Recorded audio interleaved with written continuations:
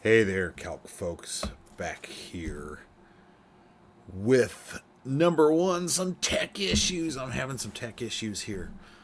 So let's see if I can get through this video here without too many tech issues. Last couple videos I did spend an hour and a half doing videos and sound and record. I don't know what's up with that. And then most recent tech issue is my streaming software is not letting me switch my scene collection, so I'm kind of stuck in my classroom scenes when I want to be in my recording scenes, which is not a real big deal, but I don't have any intro for you, right?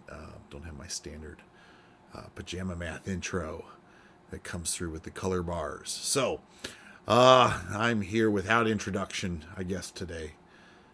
Going to do a little lecture with you. Where today's lecture, I'm going to look at partial fractions. Partial fractions and looking at integration of rational functions, folks. That is my topic at hand here. We are looking at integration strategies. Let me not date this by declaring chapter. Right? We are just looking at integration strategies. We've looked at integration by parts. We've looked at trig integrals. We've looked at trigonometric substitution. We're now going to look at the case for partial fractions and really wrap up our strategies, folks. These are our, really the strategies we're going to have for integration. Yeah. There certainly can be a mixture of these strategies that develop. Certainly that's the case. And what we're going to find also at times is we may not be able to integrate what's presented, and we're going to have to rely on numerical methods. And that is some of what my next lectures are going to be on, is the numerical integration. All right. So that is where we're heading, folks. So those are topics that kind of what we're heading into is that numerical integration after this lecture. Now, if I go over to the lecture here, I do have that kind of already started to set up here. We are looking at partial fractions and integration of rational functions here, folks. And I open with an example. I say, consider integrating this case, the integral for the rational function 1 over the quantity x minus 4 times x plus 5, all integrated with respect to x. All right. What we might begin by noting is how that rational function can be handled. Dip this out in the background for now.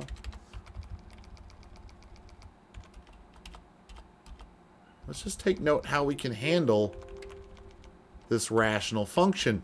This rational function can be expressed in the form presented, right? What we might call the simple form, or it can be presented in the form we see here on the right-hand side, which is known as the decomposed form of that rational function. It has been decomposed into a sum of what we call partial fractions, folks. These are partial fractions that, when added together with common denominator, produce the rational function that we're given. Right? These are called partial fractions here on the right-hand side. And we have here the decomposition of the left-hand side presented on the right-hand side, that decomposition into partial fractions. All right? Where if we then consider integrating using those partial fractions, right? That integral, written in terms of our partial fractions, can actually be expressed as we see below here. It is really just the integral from 1/9 the integral of 1 over x minus 4 dx minus the 1/9 the integral of 1 over x plus 5 dx. Where each of those integrals for 1 over x minus 4 and 1 over x plus 5 can be handled with a little u sub, where if we let u equal x minus 4, u equal to x plus 5, du will simply equal dx still. We'll have 1 over u in our integral, and the integral of 1 over u is the ln of u. resubstitute back in for our values of u, and we end up with the result 1/9 the ln of x minus 4 minus 1/9 the ln of x plus 5 plus c in value. All right? Now,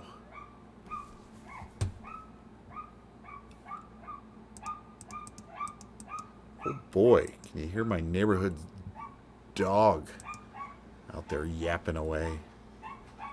Not my dog, but somebody out there walking their dog through my neighborhood. Get an excited dog out there. Sounds like they're quieting down. We'll see. So, notice how quick that result came about for that rational function. By decomposing it into the sum of partial fractions, we can integrate each term in that sum of partial fractions using some fundamental rules and a little u substitution. Right? Now, what I do note is the above process of integration illustrates the decomposition of the rational function into the sum of partial fractions given by what we see here. Right? And in terms of the sum of partial fractions, integration can be applied to the terms of the sum where commonly that integration is going to involve the integration in the following form. This is going to be a common form to our integration, this integral of c over the quantity ax plus b. Right? In that form, the integral result is always going to be c over a, the ln of ax plus b in value. And we see that result up above for these integrals of 1 over x minus 4 and 1 over x plus 5 in value. C is 1, A is 1. So really it just becomes the ln of the denominators, x plus 5 and x minus 4 respectively. Right? Now, as for the decomposition of a rational function, how did I obtain that decomposition? I just did not guess at it. There is a decomposition process. And that's what we get into in this set of notes. As for decomposing, it really depends upon how our denominator factors. Does our denominator of a rational function factor into a product of simple linear factors? This first case illustrates a denominator that factors into a product of simple linear factors. Right? The decomposition is going to have a unique style in that situation. Whereas this denominator could also be expressed as a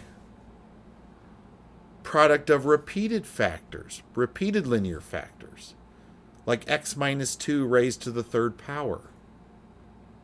There's going to be a strategy for when our factors are repeated linear factors, and we'll see that respectively in the notes. And then the third case we're going to consider is, well, what happens if we don't have a linear factor, but we have the case for an irreducible quadratic? Because remember, in a rational function, what we really are describing is one polynomial divided by another. If we're focusing our attention on a polynomial in the denominator, what we note about polynomials is every polynomial can be factored into a product of linear factors and or irreducible quadratics. So not only are we going to encounter linear factors when we factor a polynomial in the denominator of a rational, we may also encounter irreducible quadratics. And how do we handle those in a decomposition? Right?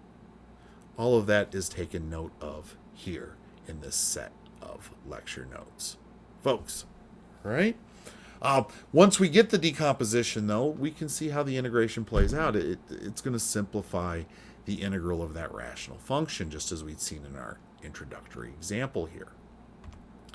And as I highlighted, our introductory example is a case of a integration involving a rational function whose denominator factors into a product of simple linear factors. All right? So if we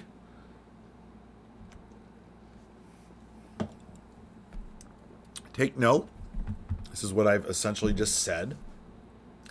As for the decomposition of the rational function, this is an algebraic process involving analyzing the expected behavior and form for the sum of partial fractions. These forms and analysis are summarized as follows, and I should maybe point out, and depend upon the form of the factors found in the denominator of the rational function. I think that's how I want to say that. All right. Product of simple linear factors. This is our first case. And this is what we set up here. Note-wise, we say suppose a rational function f of x equal to p of x over q of x, which is in simplest terms, which just means any common factors have been canceled. Right?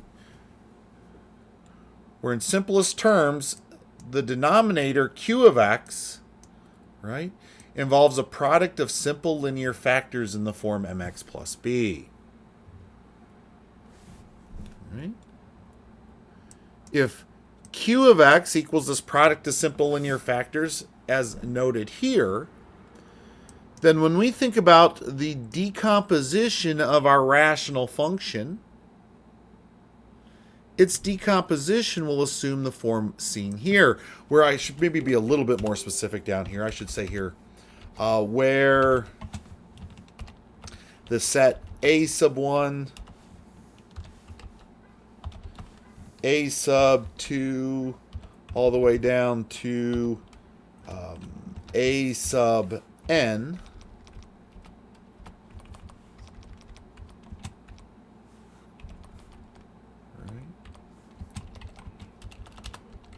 are all constant values. Right? Are all what we might say here are non-zero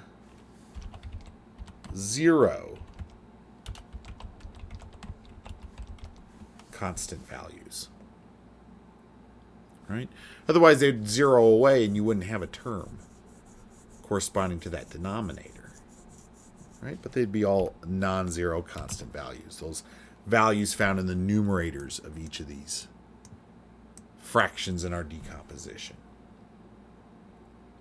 All right?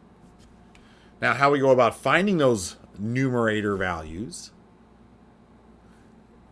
is an algebraic process, which we see highlighted down below here in an example.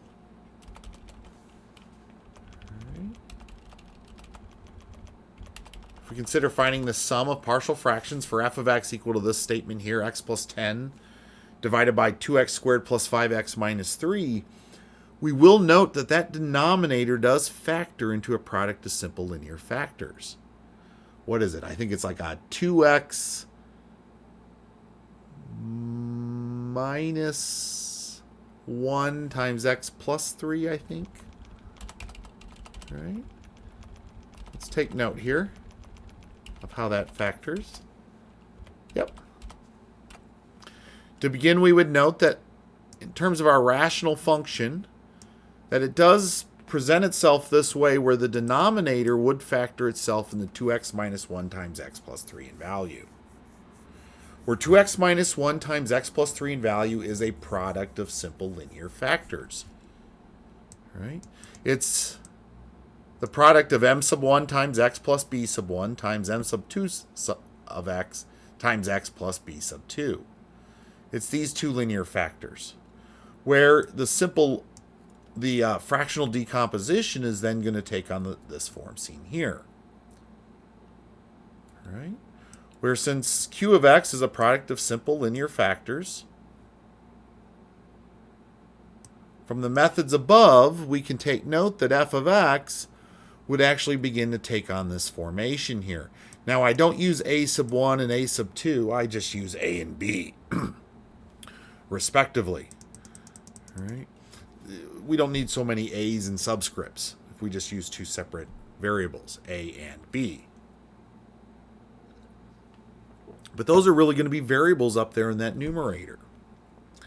Those are what we would expect a fractional decomposition to look like if we were to break this denominator apart right?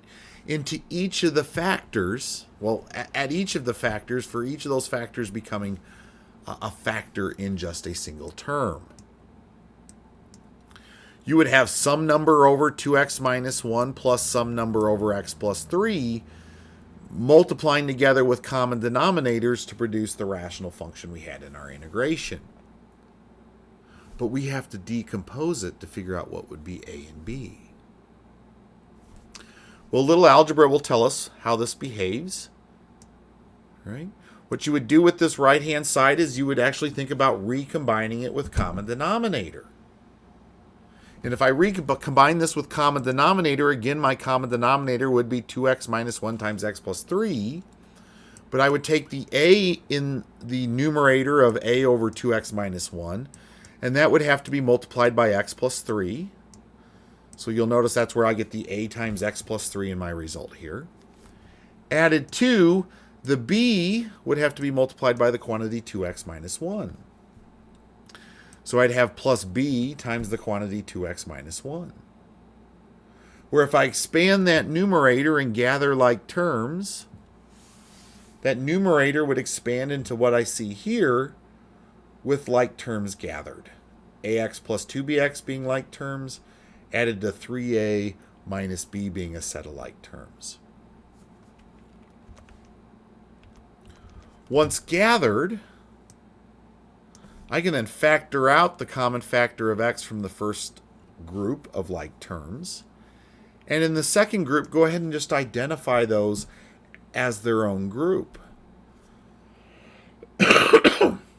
In a sense, a plus 2b times x is what we call the x group, the x term, or the group for the x term in the numerator.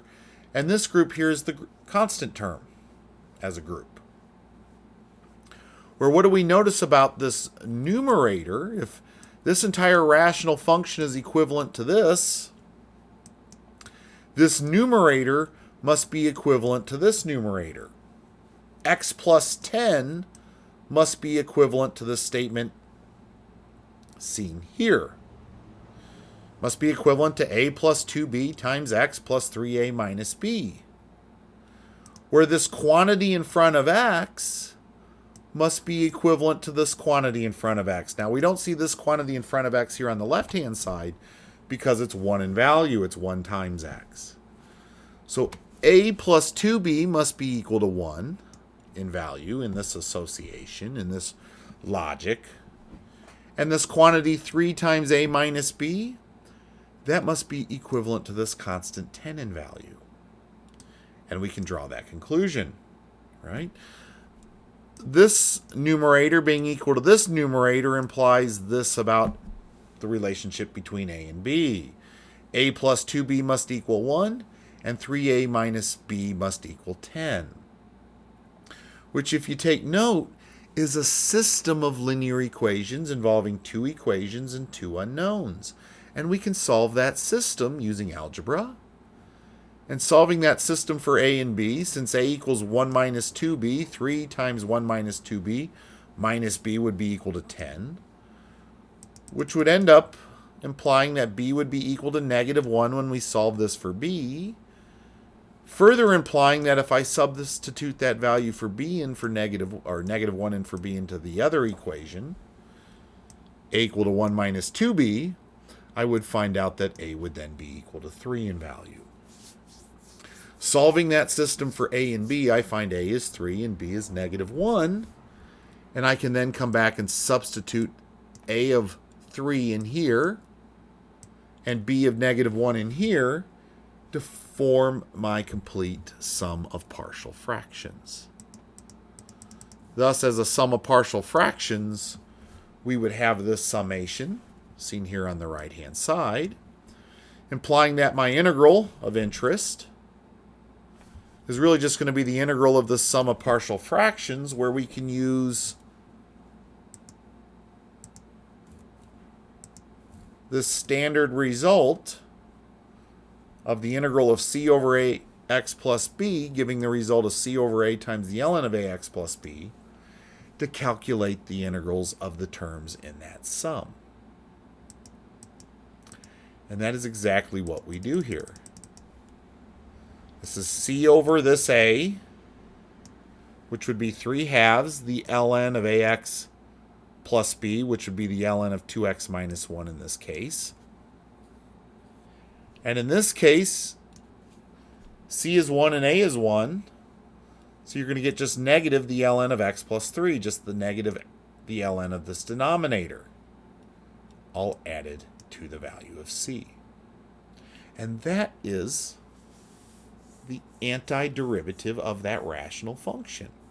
And that is the antiderivative of that rational function found rather quickly once we perform the fractional decomposition and find the sum of partial fractions for the given rational function. All right. I'm going to dip into the background, take a quick break, and I'll be right back to finish up with the next particular case.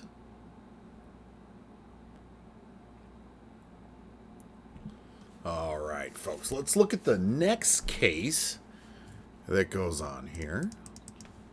All right. And that would be the case what if one of these linear factors in the denominator was squared in value, or cubed in value, or raised to the 4th power in value? What if you had a repeated linear factor? That is our next situation, right? What if you got a product of repeated linear factors? These linear factors, mx plus b raised to the nth power. Suppose our rational function, f of x equal to p of x over q of x in simplest terms, is such that q of x involves a repeated linear factor in the form mx plus b raised to the nth power. If q of x was equal to mx plus b raised to the nth power, then f of x equal to p of x over q of x equal to the p of x over mx plus b raised to the nth power would actually be approached this way. You would have a term in the sum of partial fractions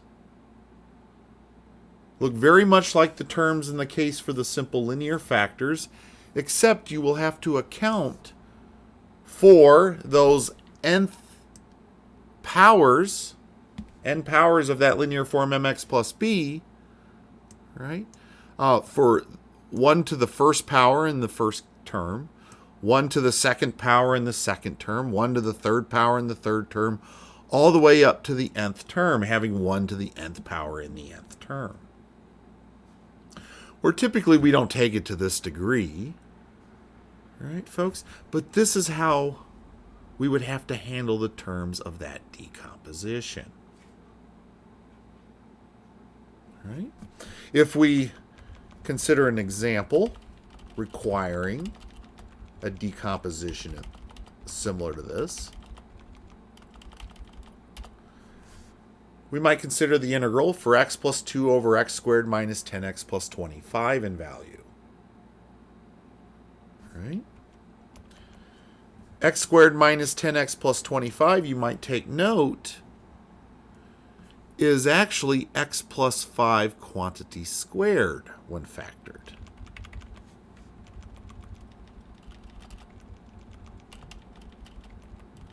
Okay. To begin, we might note that f of x could actually be expressed as we see here. X plus 2 over x minus 5 quantity squared, where x minus 5 quantity squared is a repeated linear factor. So from the methods above, we can note that our decomposition is going to take on this noted form. It is going to be a over x minus 5 plus b over x minus 5 squared. Right? Again, I use just a and b instead of a sub 1 and a sub 2, just to avoid having too many a's and subscripts to keep track of. Right? When you have a finite number of terms, you can certainly do that. Where in a more generic case, you do have to elaborate with some consistency. And again, this is all where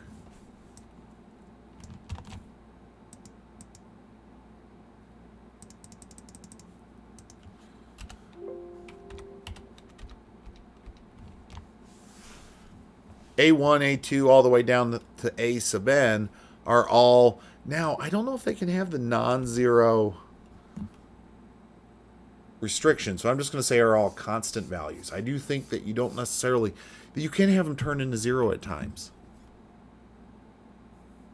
All right? Unlike for the simple linear case. All right? So I do think I have to remove the non-zero element to that description. All right? Now, down below here, that does mean that we're going to see this behavior again, where from the algebraic method, similar to what we saw in our previous example, we're going to want to now consider what would happen if we combine this back into common denominator. How would this happen in terms of A and B in that recombination? Well, that recombination would take this A, and we would have to multiply it by an x minus 5 to get that common denominator of x minus 5 squared. Whereas B will already have that common denominator, so it will just come along as plus B.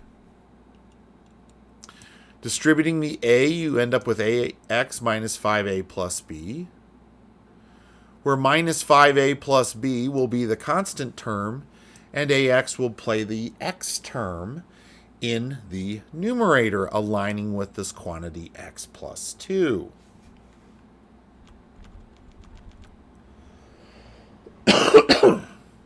Where since x plus 2 is equal to ax plus this constant quantity, negative 5a plus b, that will imply that a will be the number in front of x, which is just 1 in value.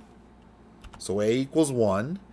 And negative 5a plus b equal to 2 further implies that b will be 7 in value if a is equal to 1. Right? Thus, as a sum of partial fractions, x plus 2 over the quantity x minus 5 squared would break into this summation, implying our integral of interest would be this integral seen here. All right? Where how do we integrate this quantity? Well, that integral will distribute itself across the sum, where in the first case we can use the noted form of c over ax plus b. C is 1, a is 1, ax plus b is x minus 5, so that gives us the result, the ln of x minus 5. Again, taking use of that noted form I had initialized in our notes here. Whereas in the second term, the integral will distribute there. The 7 will become a constant multiple. We'll factor that out, but then we'll be faced with the integral of 1 over x minus 5 quantity squared, where we can tackle that with some u substitution. We can let u equal x minus 5, du would equal dx. You would have the integral of u to the negative second power then, where when you integrate that will turn into negative 7u to the negative first. Substituting back in x minus 5 for u, that will turn into negative 7 over x minus 5 in value. So the end result will be the ln of x minus 5 minus 7 over x minus 5 plus c in value. That is the antiderivative of the function x plus 2 divided by x minus 5 squared. They are antiderivatives. Well, yeah. This result is the antiderivative of this rational function. And that was obtained pretty quickly once we had performed the decomposition. That decomposition involved the product of the repeated factor x minus 5. So the partial summation will involve an a over x minus 5 added to a b over x minus 5 squared. Where through algebraic processes, we can find that a is equal to 1 and b equals to 7 in that decomposition. All right? relating the x plus 2 to the numerator we would have here in the recomposition, in the combining of those partial fractions into a common denominator. All right. Now, there is one last case that we want to consider.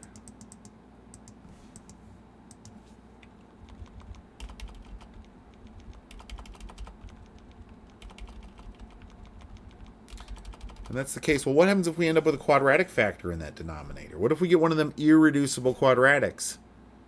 Because every polynomial will factor into a product of linear factors and or irreducible quadratics. So those denominators will either become linear factors, simple or repeated, and or a product of irreducible quadratics. Well, here is what I'd take note. If q of x in our rational function involves the irreducible quadratic ax squared plus bx plus c,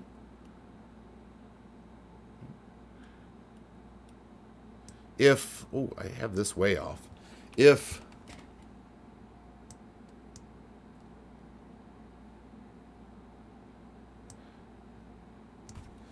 I should really say here. Let me pause this for a moment and fix this note here. All right, folks, I got it fixed. I think this says what I want it to say. If our denominator involves a quadratic factor in the form ax squared plus bx plus c, then f of x in the sum of partial fractions, right, then I should say here, for f of x in the sum of partial fractions,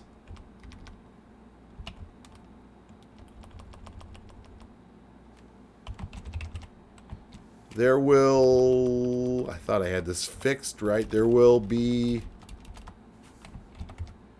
a term involving the form ax plus b over little ax squared plus bx plus c in value. I think that's it. Then for f of x, in the sum of partial fractions, there will be a term involving the form ax plus b over ax squared plus bx plus c in value. Let me highlight this with example. Consider this integration seen here. Notice you can factor that denominator using grouping. You can factor the first two as a group, the first two terms in that denominator as a group, and the second two, and be able to factor by grouping here. Right? You'll have an x minus 1 in each of those groups. Right? Which implies that if you factor by grouping, that your rational function can actually be expressed this way. 2x squared minus x plus 8 over the quantity x minus 1 times x squared plus 2. Where x minus 1,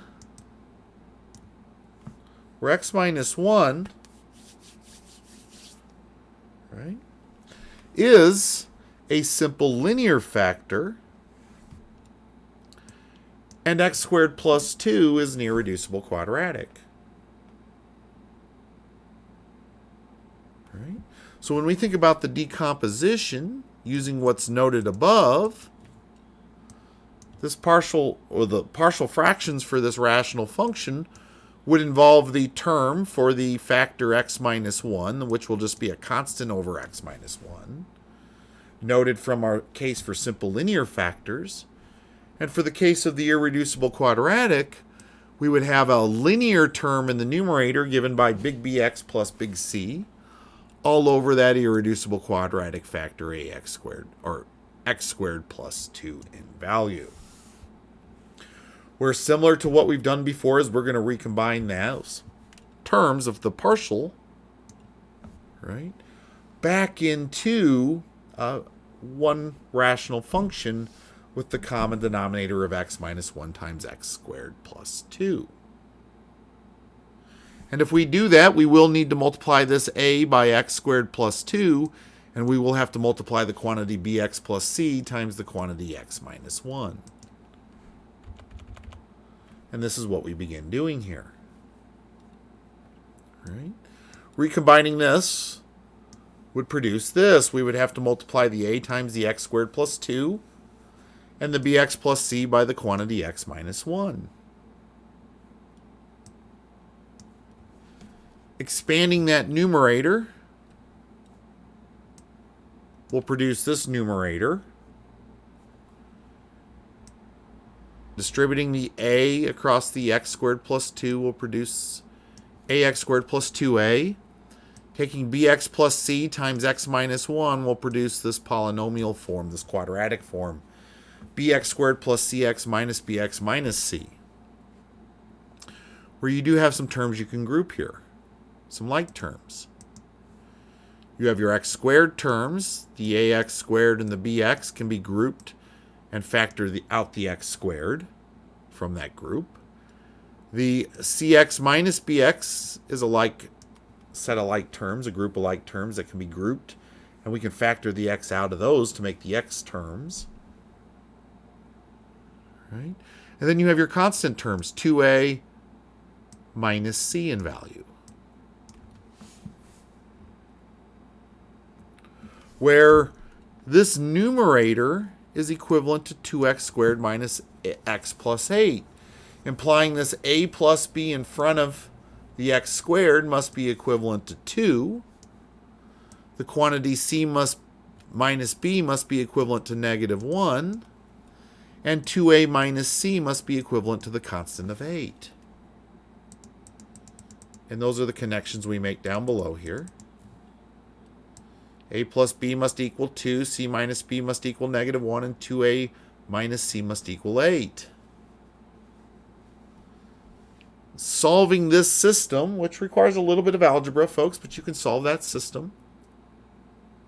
Right? 3 unknowns, 3 equations, you can solve that system. You'll end up finding that a is 3, b is negative 1, and c is negative 2 in value. So the decomposition of our rational function would take on this form seen here, where we could factor out the negative 1 from the second term and present it as we see here. Where now the task is to integrate that down here. Integrating that is a little rigorous, but not terribly difficult. This integral will distribute itself, first of all, to the 2 terms of this difference, but then will distribute itself in this difference across the terms in this numerator. And I notice one error already that I have going on in my work. I don't know, can you see it? It's right here. If it distributes, it's going to distribute with a minus. So I got to bring in a minus there. Where then down below, I calculate each of these integrals individually. The integral of the first term has this antiderivative result. The integral of the second term, through u substitution, where u equals x squared plus 2, has this antiderivative result. Scroll down here. And this third term has this antiderivative result. Thus, if we think about the integral we're facing, if I were to distribute my integral appropriately, right, we'll end up having this result seen down here. Notice, I did show that this one came from u substitution. This one here, this is a fundamental rule. This is a tangent inverse rule, or an arctangent rule. Right? Go back to those the table of fundamental rules that we were presented with at the start of this material. Go back to your knowledge that you were actually given back at the end of your study of, your beginning studies of antiderivatives. This is a rule on that fundamental list. Right? Combining all 3 of these results for each of these individual integrands produces this result seen here. right? And that is the antiderivative. This is the antiderivative of the function seen in this integration here, this rational function. This case involved the denominator factoring into a product of a simple linear factor with an irreducible quadratic. You will have one term in the decomposition have a linear form. Well, I should say a constant in the numerator. Linear form of that denominator. You'll have another term that will have a linear form in the numerator and that irreducible quadratic in the denominator. When these combine, they can combine themselves to produce this result seen here. All right. Folks, this is fractional decomposition. Now this works. One thing we didn't point out here is necessity. When does this work? This works when your fractions, your rational function is in what we would call lowest terms and is in proper form, meaning the degree of the numerator is less than or equal to the degree of the denominator, or is actually less than the degree of the denominator.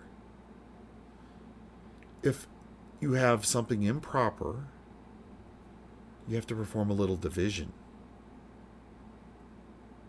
And the remainder will take on the form of a proper rational function whose integration you can perform this with. Now, we will probably look at some examples of that in class over the next day or two. All right? But these are some fundamental examples going along with each of these strategies, folks. All right? Each of these strategies gives you a bit of information about what terms you would expect in your sum of partial fractions, right? Based upon the factors, the form of the factors found in your denominator, right? These are just the fundamental cases, folks. They do combine, as we see in this last example, depending on the complexity of your rational function and how the denominator factors. Now, typically, I'm not going to throw anything too difficult at you, but this works for any rational function. Take note. All right? But we're at 42-minute mark. My tech's not working. I got to figure out some things, folks, and if not, I'll have another video out to you with some numerical integration methods later on this week. We've got a couple of more sections of study where we're going to get into the integration tables.